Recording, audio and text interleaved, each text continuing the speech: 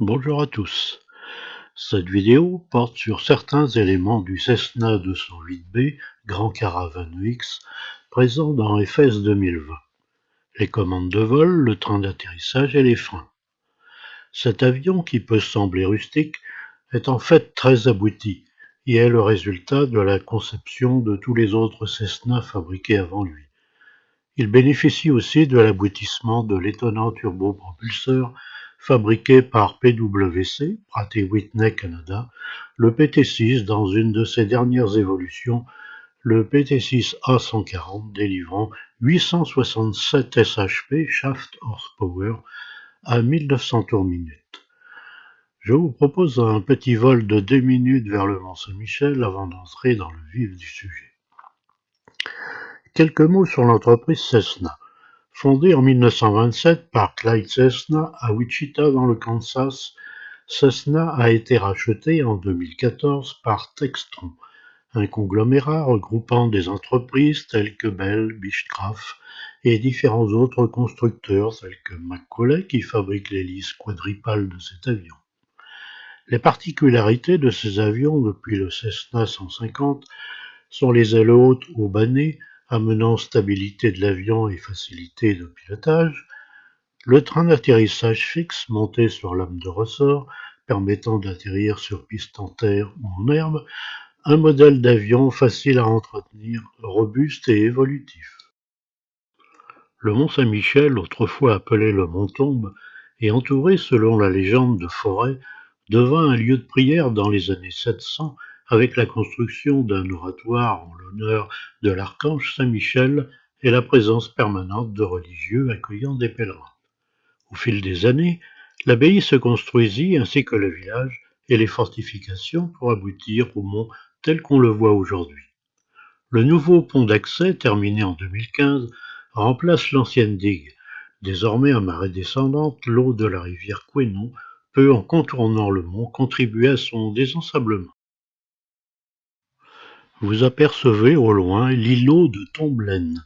Accessible à pied à marée basse, il est aujourd'hui réserve ornithologique.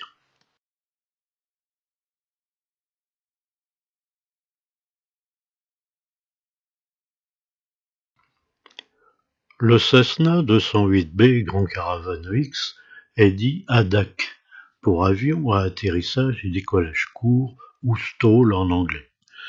Pour cela, il comporte quelques particularités au niveau des commandes de vol. Dimension plus grande des ailes, des volets, ajout de spoilers en complément des ailerons, ainsi que des générateurs de tourbillons ou vortex générateurs sur les ailes et le plan fixe arrière. Sur cette vue, vous voyez la gouverne de profondeur actionnée par le manche. Manche tirée, avion à cabrer. Manche poussée, avion à piquer. Cette gouverne comporte deux panneaux de réglage fin ou trim taps. Ces panneaux sont actionnés par la trim control wheel sur le côté gauche du pupitre central, ainsi que par un actuateur électrique pour l'autopilote. Ces panneaux trim tap fonctionnent à l'inverse de la gouverne. Lorsque le panneau se lève, le vent relatif force la gouverne à se baisser et donc l'avion à piquer, et inversement. La gouverne de direction ne comporte pas de panneau trim tab. Le décalage du neutre, par exemple en cas de vent de travers, se fait mécaniquement au niveau du pupitre central à l'aide d'une control wheel sur la face avant du pupitre. La gouverne de direction est actionnée par les pédales ou palonniers, enfoncement de la pédale droite, rotation de l'avion vers la droite et inversement. Les pédales permettent également d'orienter la roue avant de 15 degrés à droite ou à gauche lorsque l'avion roule au sol. Les volets étant assez grands, les ailerons sont moins longs. Pour compenser cela, un panneau supplémentaire ou spoiler sur le bord arrière de l'aile se lèvera lorsque l'aileron adjacent se lèvera d'au moins 5 degrés. La portance sur cette aile diminuera et l'aile aura tendance à s'abaisser. Sur l'aile opposée, l'aileron s'abaissera mais le spoiler ne bougera pas. Chaque aileron comporte un panneau trim tab, mais ces panneaux fonctionnent séparément.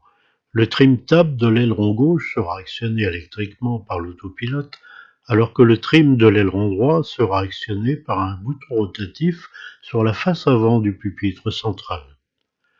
Comme pour la profondeur, ces trim taps fonctionnent à l'inverse de l'aileron. Si le trim se lève, le vent relatif va pousser l'aileron vers le bas, l'aile va donc se relever et inversement. Sur le côté gauche du pupitre central, la control wheel profondeur permet de déplacer les panneaux trim tab de la gouverne de profondeur. L'index associé donne la tendance nose up ou nose down par rapport à un repère gravé sur le plastic panel. Les interrupteurs up-down sur les cornes de manche ont la même action.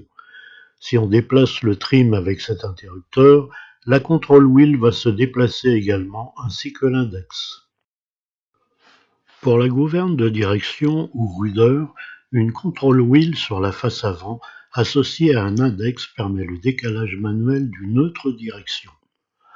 Au-dessus, un bouton noir associé à un index permet de décaler manuellement le trim tab de l'aileron droit.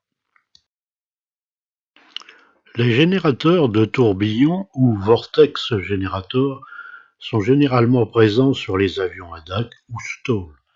Ces sortes d'équerres rivetés ou collés sur les surfaces portantes forcent les filets d'air à s'enrouler sur eux-mêmes en créant un tourbillon qui va rester collé à la surface beaucoup plus longtemps qu'à l'absence de tourbillon. La portance en est donc fortement améliorée, d'où diminution de la vitesse de décrochage et augmentation de l'efficacité des gouvernes à basse vitesse. Sur cet avion, on en trouve à la partie supérieure avant de l'aile, ainsi que sur le plan fixe horizontal arrière. Sur des avions conventionnels, 747, 37 et autres, on peut en trouver sur les ailes, le nez de l'avion, sous la queue à l'arrière et sur le côté de certains réacteurs. On en trouve également sur des pales d'éoliennes ou le toit de certaines voitures. Les volets ou flaps sont actionnés électriquement. Un levier sur le côté droit du pupitre permet de sélectionner 3 positions pré-réglées, 0 degrés en croisière, 20 degrés pour le décollage et 30 degrés pour l'atterrissage. Il est important de respecter les vitesses max indiquées pour sortir ou rentrer les volets sous peine de déformer la structure de l'avion. Ainsi, au take-off, on peut conserver les volets sortis à 20 degrés jusqu'à au maximum 150 nœuds. À l'atterrissage, on ne doit mettre les volets à 30 degrés qu'en deçà de 125 nœuds. Sous le bord d'attaque de l'aile gauche, à proximité du tube pitot, se trouve un module constitué d'une petite palette sortant verticalement de l'aile et pouvant se déplacer d'avant en arrière. C'est la palette de l'avertisseur de décrochage ou stall warning.